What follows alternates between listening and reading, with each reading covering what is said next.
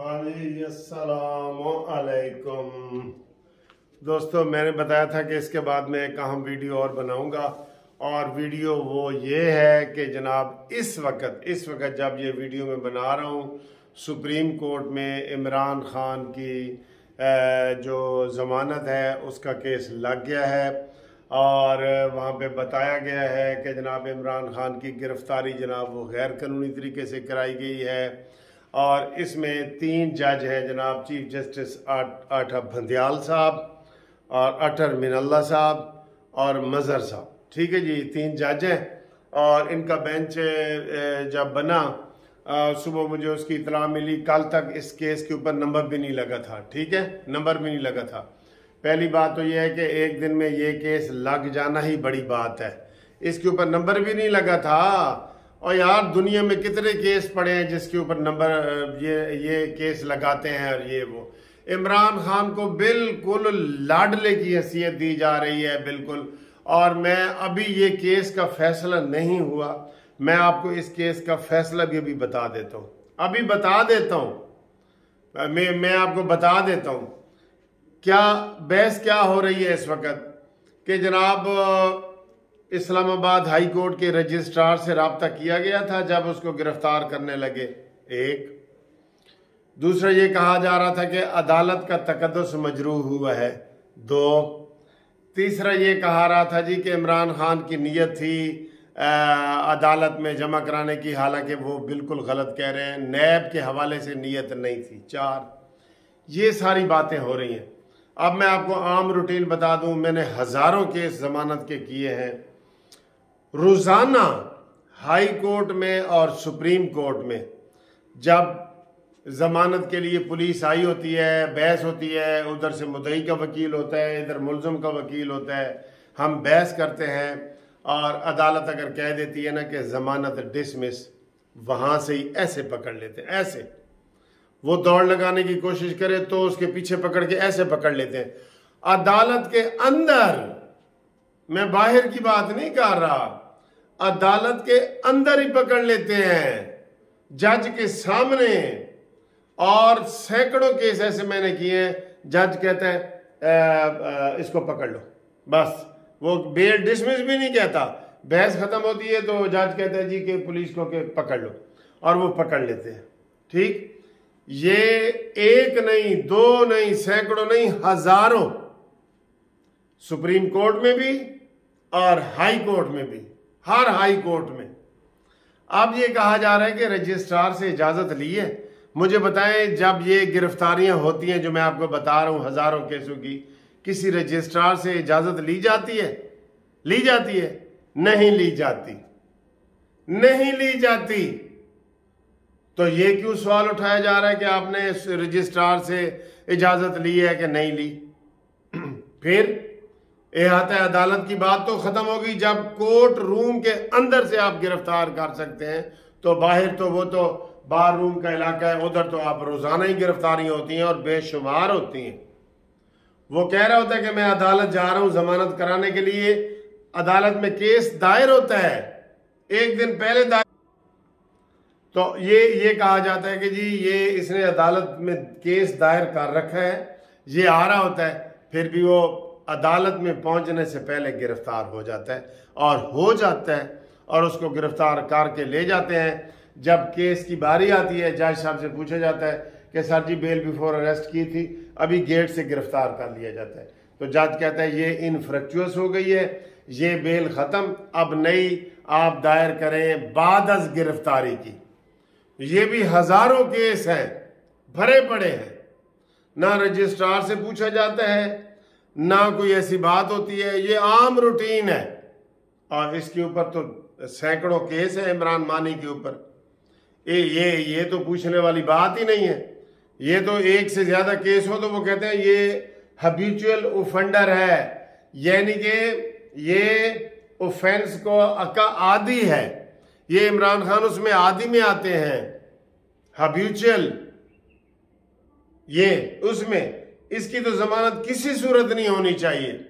1 से ज्यादा FIR होते हैं, अदालत सुनती नहीं है। और आज कहा जा रहा है कि जनाब वो दूसरे केस में इमरान गया हुआ था, अदालत में जो गया हुआ था इमरान, वो दूसरे केसों में गया हुआ था, जो उसने तोशा खाना वाले और दूसरे जो उसने बेल बिफोर अरेस्ट करवा लिया है, उसमें भी अदालत उसको हिफाजती जमानत पे जमानत दे रही है, हिफाजती जमानत पे जमानत दे रही है। ठीक, अब उसकी गिरफ्तारी के बाद जिस तरीके से फौज के ऊपर हमले किए गए, जिस तरीके से कोर कमांडर के घरों पे हमले किए गए, जिस तरीके से गाड़ियां तबाह की गईं, जिस तरीके से इमलाक को नुकसान पहुंचाया, जिस तरीके से बसों और ट्रकों और वैगनों को जला के खाक कर दिया गया और 8 बंदे उसमें मार चुके हैं, और इन्होंने वो तूफान बदतमीजी की है कि किसी ने आज तक नहीं की। नवाज शरीफ गिरफ्तार हुआ है, मरियम नवाज हुई है, बेनजीर साहबा हुई हैं, आसिफ जरदारी हुआ है, यूसुफ रजा गिलानी हुआ है, सारे वजीर आजम हुए हैं, किसी ने ये बदतमीजी नहीं की जो इसने की है। और अगर आज जिद में आके अता बंदयाल साहब का ये जो कर देता है, मैं तो पहले ही ये समझ गया हूं कि जनाब उन्होंने बेंच में जब खुद चीफ जस्टिस बने ना, जो केस होते हैं जिसमें खुद चीफ जस्टिस जो है ना वो बेंच जो है वो उसमें शामिल नहीं होता, हमें थोड़ा सा गैस हो जाता है कि भाई ये वो। अब इसमें हमें गैस हो रहा है कि इमरान को ये रिलीफ मिलेगा।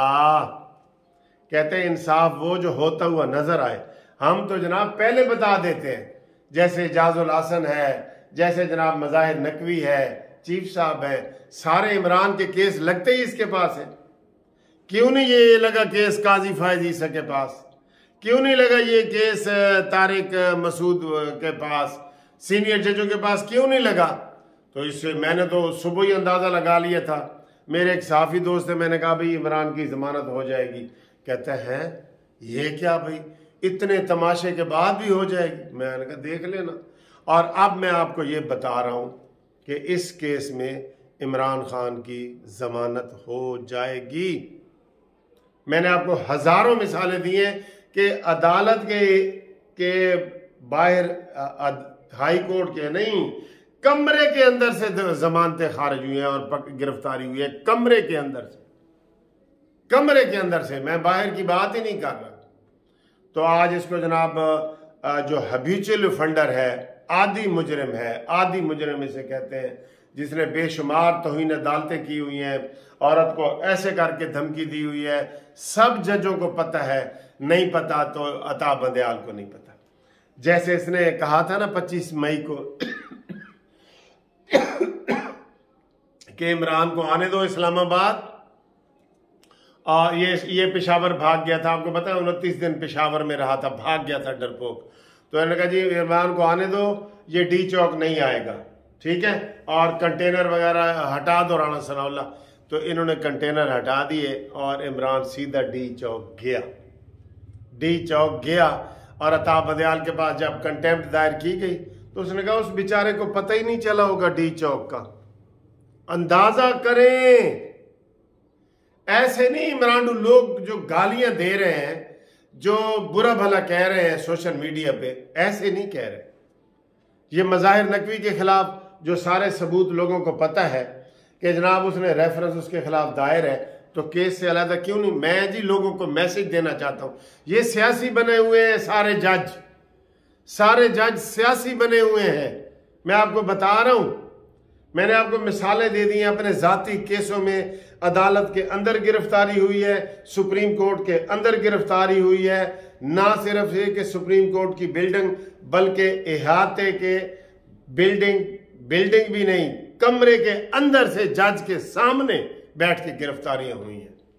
और जज ने कहा ठीक है जी, केस दायर हुआ जमानत हो गई है।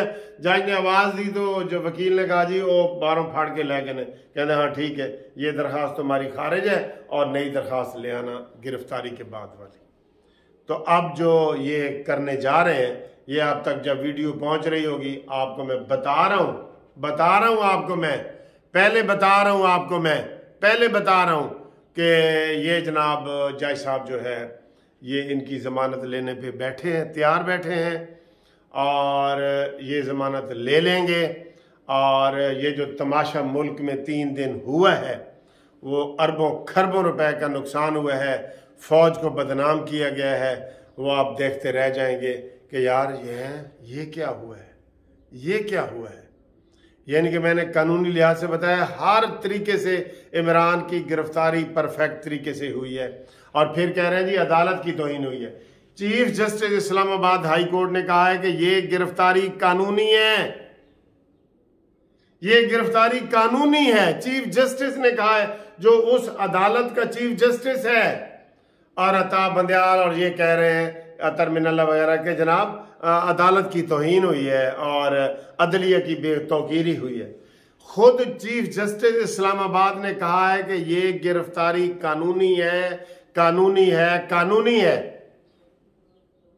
तो फिर भी अगर ये कहे कि नहीं जी ये उस अदालत की तौहीन हुई है, तो आप फिर समझ जाएंगे ना। तो इससे आप अंदाज़ा लगा लें, मैं आपको अपने बता रहा हूँ, फिर आप देखते जाएं। अल्लाह ही जाने कौन बशर है।